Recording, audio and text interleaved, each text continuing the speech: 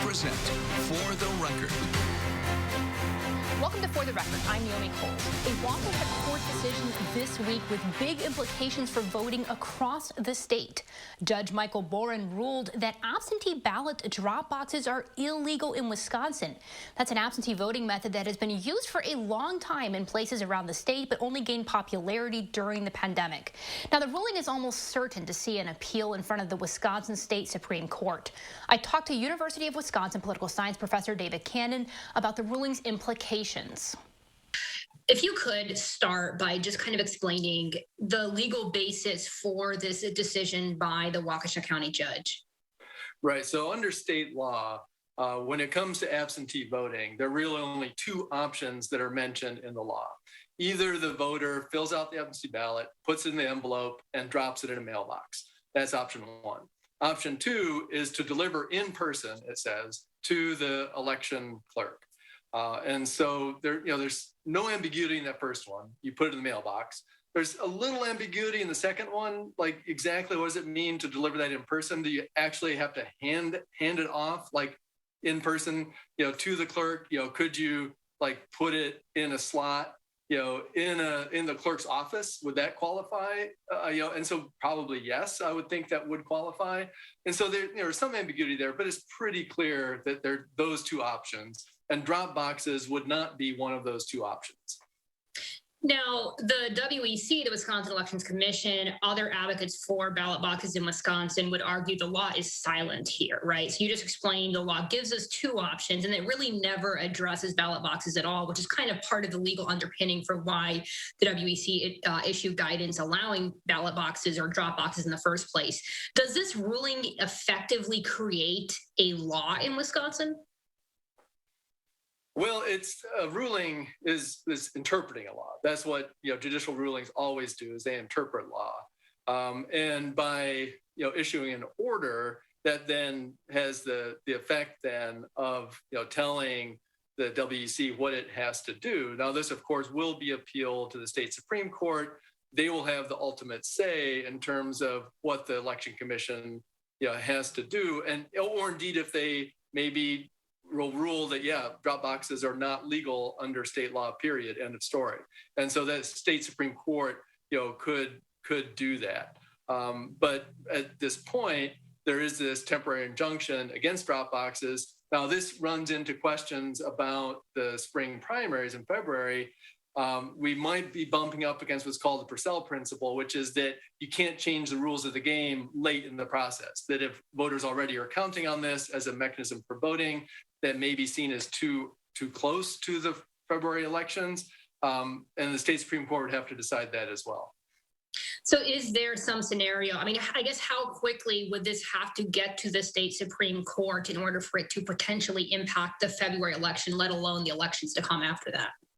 Well, I think they need to move really quickly on this. There's no doubt that this is something that the appeal will make this claim that we're getting too close to the elections, and that if we wait any longer, we will start adversely affecting voters who may be counting on this as a method of voting. So I think, we do need a decision fairly quickly from the Supreme Court on whether or not this temporary injunction is valid, and maybe have a full decision then. Like maybe they could stay that injunction for now and then have a more complete hearing and decision that would be for sure in time for the fall elections.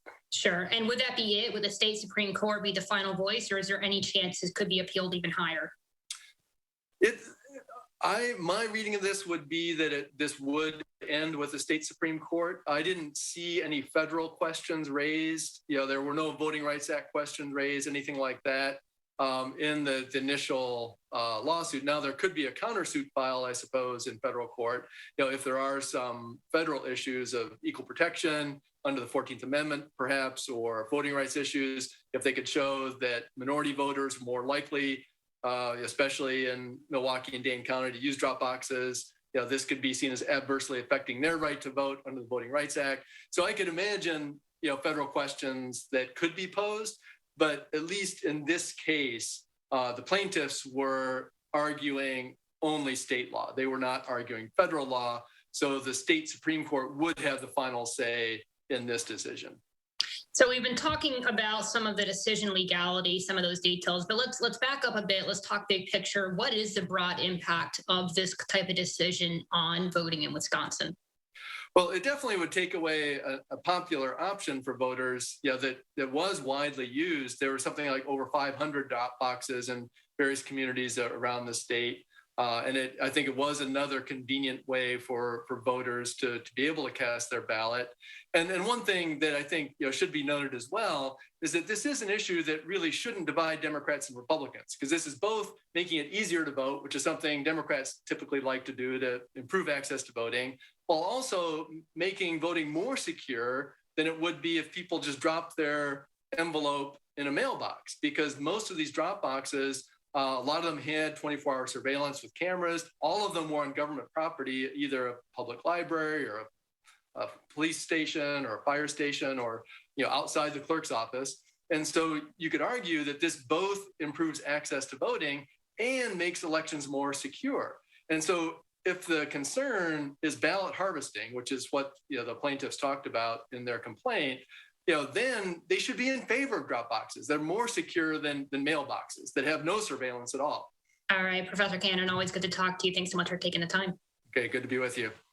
When we come back, 2 finalists named to lead the UW system. I sat down with interim President Tommy Thompson to talk about what's next for him as he steps down. That's after the break.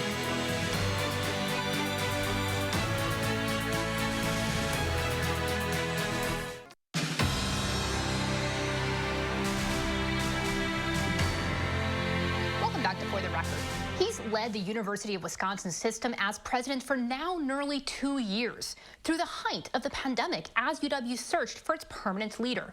Republican Tommy Thompson, the state's longest-serving governor, has led with his signature bipartisan style, and now 2 finalists, both hailing from Wisconsin, have been named in the search. I sat down with Tommy Thompson this week to ask, what's next?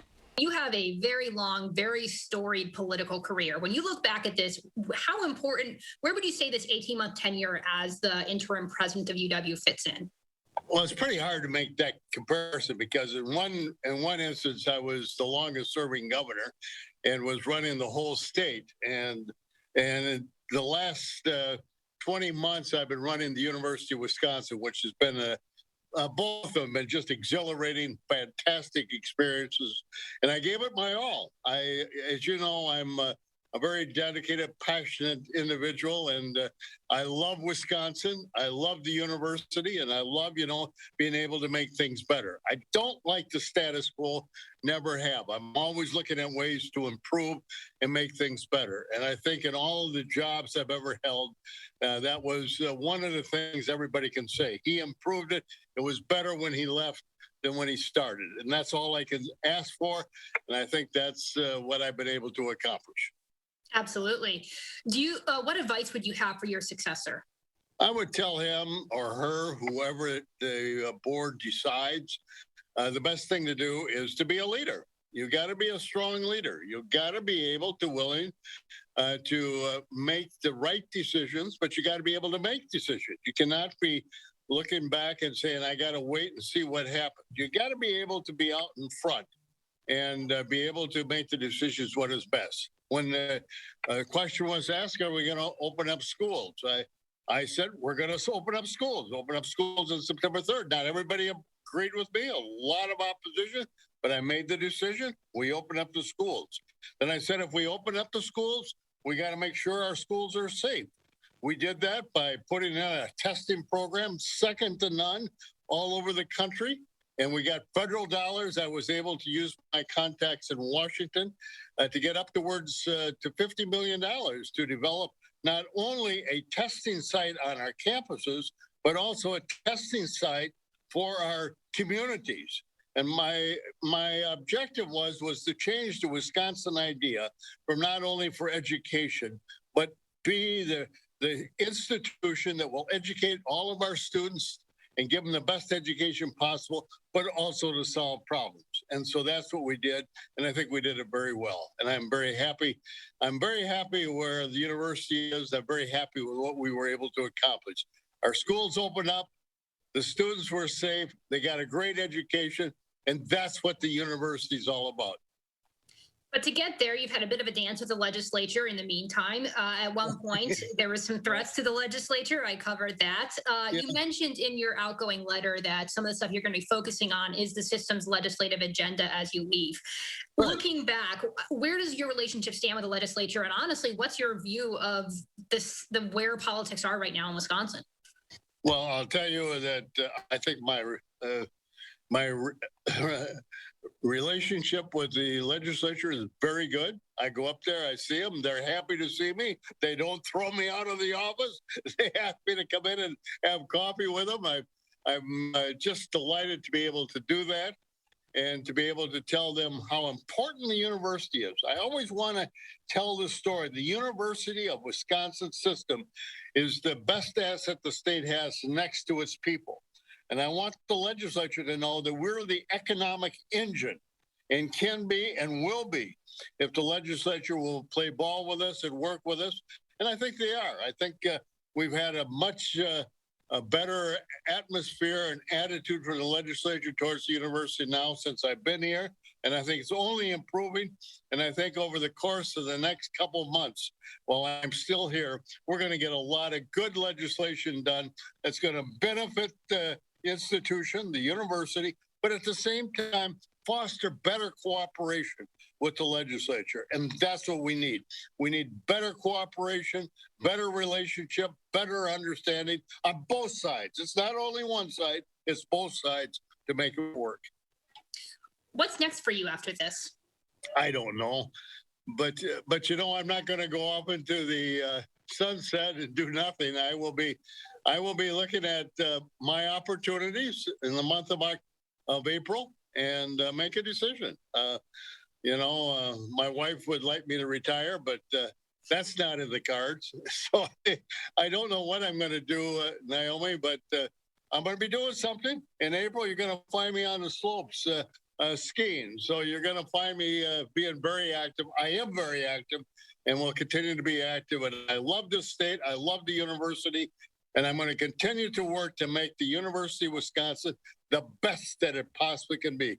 I think right now we're at a very high level. I want to just improve it, increase it, and make the university such a great institution that everybody wants to come here. What about unfinished business, the projects that you wanted to finish but can't? I got 16 initiatives that I'm going to get done before I leave. I've completed over 50, close to 100 things already. I got 16 more that I want to get done, and I'm working very hard daily to complete those 16. Can you give me two of them? Number one, I want to get the reciprocity bill through the legislature. Number two, I want to be able to get the engineering school, get the money to start planning for the new engineering school. Number three, I want to make sure we get the advanced technical performance review out on human relations and finances to improve those. And I've got 16 like that I'm going to be working very hard on. You can recap these conversations online at channel3000.com. Thanks for joining me today. Have a safe and healthy week.